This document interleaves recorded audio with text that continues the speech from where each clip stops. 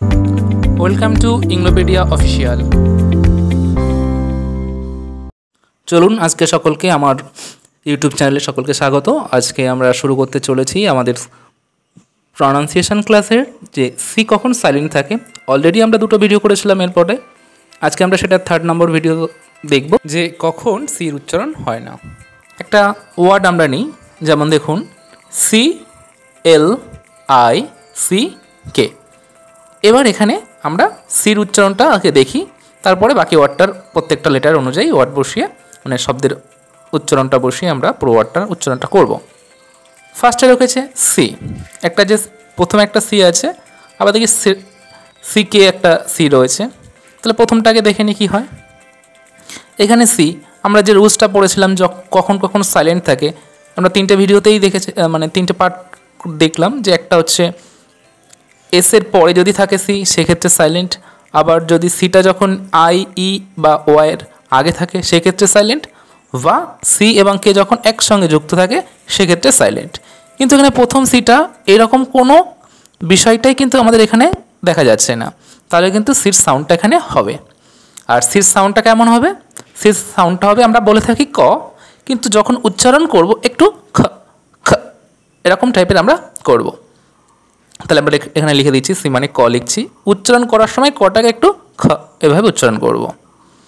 এবার পরের সি কেটা দেখি কি হয়।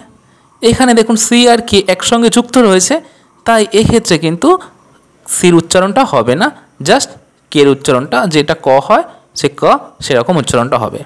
আর আরেকটা বিষয় আমরা এটাও বলে রাখি, ব্রিটিশরা কিন্তু কয়ের উচ্চারণটা আমাদের মতোই খুব গম্ভীরভাবে উচ্চারণ করে না, একটু হালকা সাউন্ড, অর্থাৎ খ খ এইরকম, যেখানেই আমরা ক পাবো একটু খ খ এরকম টাইপ উচ্চারণ করব, তাহলে কিন্তু আমাদের উচ্চারণটা অনেকটাই সুন্দর শোনাবে। তো ঠিক আছে, চলুন এবার দেখুন সির পরে যে এলটা ছিল, এল মানে আমরা জানি ল, আর আইয়ের ক্ষেত্রে এখানটা কি হবে দেখুন। ভায়োলের আমরা দুটো সাউন্ড শিখেছিলাম, কোথায় শর্ট সাউন্ড কোথায় লং সাউন্ড, এটা কিন্তু আমরা আগেও শিখে নিয়েছি।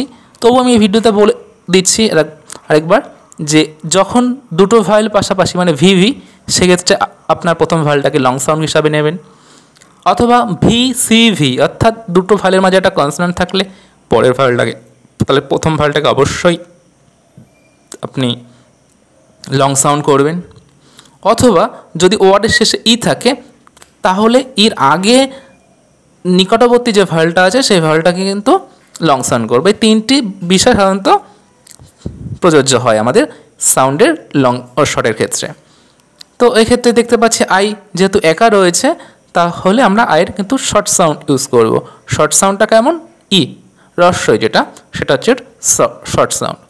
তাহলে পুরো উদাহরণটা কি দাঁড়ালো, প্রথমে সির জন্য ক লিখলাম, পরে এলের জন্য ল লিখলাম, আয়ের জন্য ই, আর সি আর কে দুটো মিলে জাস্ট কে সাউন্ডটা ক হলো। তাহলে একসঙ্গে করলে কি হবে, সি ক আর ল, এর মাঝে কোনো ভায়োল নেই। আমরা জানি দুটো ভায়োলের মাঝে কোনো যদি দুটো কনসোনান্টের মাঝে যদি কোনো ভায়োল না থাকে, তাহলে সেই কনসোনান্টগুলো যুক্ত হয়ে যাবে। ভায়োলটা কী করে, ভায়োলটা আর মানে অর্থ হলো কনসোনান্টকে দূরে সরিয়ে দেয়, মানে যেটাকে বাংলা স্বরধ্বনি বলি, সেটাকে দূরে সরিয়ে দিচ্ছে। তাহলে এখানে সি আর এল যে রয়েছে যুক্ত হয়ে গিয়ে কয়লা হয়ে গেল। তারপরে দেখুন এখানে ইকারটা, এই কয়লার সঙ্গে ইকার হয়ে গিয়ে হলো ক্লি, সি আর কে মিলে হলো ক, তাহলে কি হলো ক্লিক ক্লিক। উচ্চারণটা করব ক্লিক ক্লিক।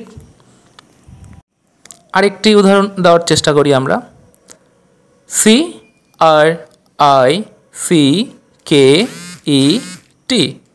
উচ্চারণটা কী হবে।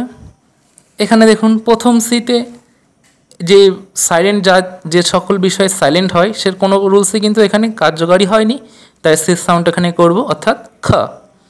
তারপরে দেখুন পরে যে সিটা রয়েছে, সি আর কে একসঙ্গে যুক্ত রয়েছে, তাই এখানে কিন্তু সি আর কে যুক্ত হওয়ার দরুন আমরা সি সাউন্ডটা ভাববই না, জাস্ট কে সাউন্ডটা ক হয় সেভাবে ক লিখে দেবো। চলুন এবার বাকি লেটারগুলোর আমরা সাউন্ডগুলো দেখে নিই কী হয়। আর মানে কি হয় র, এখানে দেখুন তারপর রয়েছে আয়। এবার দেখুন আয়ের পাশে ভায়োল আছে না, একটা ঘর বাদ দিয়ে ভায়োল আছে না, শেষে ই আছে না, তাহলে এটা আয়ের শর্ট সাউন্ড ই হলো। সি আর কি এম এল অলরেডি ক হবে জেনে গেছি। এবার দেখুন ই, ইউটাও ভয়েল এখানে দেখতে পাচ্ছি এই ভয়েলের সঙ্গে আর কেউ নেই, তাহলে ইটার এখানে শর্ট সাউন্ড হবে অর্থাৎ এ, অর্থাৎ একার হবে। তাহলে পুরো ওয়ার্ডটা কি দাঁড়াচ্ছে সি মানে খ, আর এখানে আমরা হয়তো লিখছি ক কিন্তু উচ্চারণটা বলবার সময় খ, বারংবার আমি এটাই বলছি, একটা আমরা কিন্তু অবশ্যই মনে রাখার চেষ্টা করব। তাহলে ক সঙ্গে র ফলা হয়ে গেল খ, তার সঙ্গে ইকার তাহলে কয় র ফলা রশ্মি ক্রি, তার সঙ্গে সি কে মানে হলো ক, তাহলে আবার লিখলাম ক। এবার দেখুন এই ক আর ট কিন্তু যুক্ত হচ্ছে না, এটি যুক্ত হচ্ছে না কারণ এর মাঝে একটা ই ভ্যাল চলে এসছে, ভ্যালের জন্য এখানটা কয়ের কী হয়ে গেল একার, তাই গেলো কে আর টি মানে ট, তাহলে কেট। আবার একটা বিষয় মনে করব বলে দিচ্ছি, টটাকে কিন্তু ব্রিটিশরা একটু হালকা সাউন্ড ঠর মতো উচ্চারণ করে, কেট না বলে খেট খেট, তাহলে কী হলো ক্রি খেট ক্রি খেট। আরেকটু উদাহরণ দিচ্ছি আমরা, P L U C K, just see নিয়ে আমরা যেহেতু ক্লাসটা করছি আগে সির বিষয়টা দেখে নিই।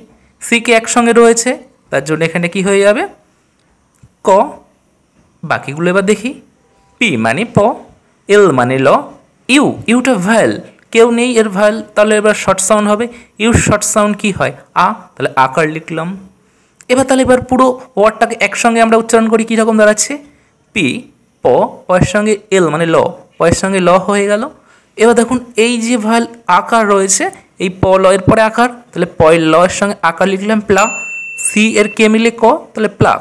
এবার উচ্চারণটা আমরা প্লাক না বলে একটু পটাকে একটু ফ টাইপ উচ্চারণ করবো, ফ ফ ফে ফে ফ্লাক ফ্লাক, বা এটাকে ফ্লাক ফ্লাক ফ্লাক। কিন্তু এটা আস্তে আস্তে আমরা ডেভেলপ করব যখন প্রনাউন্সিয়েশনে, তখন বলবো এটাকে প্লাক না বলে ফ্ল্যাক, যেমন পটেটো না বলে এটাকে পটেটো পটেটো, এরকম ফ্ল্যাক ফ্ল্যাক ফ্ল্যাক।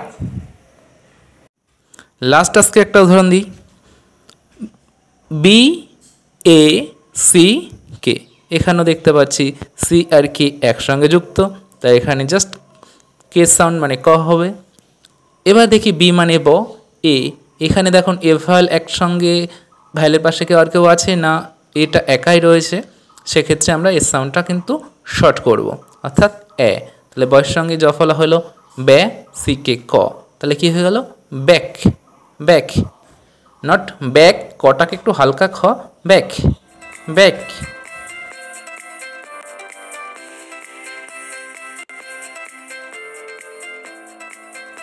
তো আমাদের এই ক্লাসটা আজকে আপনাদের কেমন লাগলো সেটা অবশ্যই জানাবেন, কোথাও যদি কোনো সমস্যা হয় অবশ্যই কমেন্টে জানাবেন, আমরা সেটা কিন্তু পরবর্তী ক্লাসে সেটা বুঝিয়ে দেওয়ার চেষ্টা করব। যদি কোনো রকম কোনো ভুল আপনার মনে হচ্ছে যে কোনো ক্ষেত্রে ভুল হয়েছে সেটা অবশ্যই জানাবেন, আমরা সেটা কিন্তু রেকটিফাই করে নেব, ঠিক আছে। কারণ আমাদের প্রধান উদ্দেশ্যটাই হচ্ছে এই ইংরাজি সংক্রান্ত যে দুর্বলতা আছে এবং যে ভুল ভ্রান্তি রয়েছে সেটাকে সংশোধন করে খুব সুন্দরভাবে আমরা কিন্তু ইংলিশটাকে শিখে নেব, যাতে আমাদের ভবিষ্যতে ইংরেজির ভয়টাকে কেটে যায়। আর বাকিদেরকেও শেখানোর জন্য এই ভিডিওটা শেয়ার করে দেবেন, আর ভালো লাগলে লাইক করবেন, আর নতুন হয়ে থাকলে চ্যানেলটিতে তাহলে অবশ্যই সাবস্ক্রাইব করে আমাদের সঙ্গে জুড়ে থাকবেন পরবর্তী ভিডিওগুলোকে খুব আগে আপনি পাওয়ার জন্য। Thank you.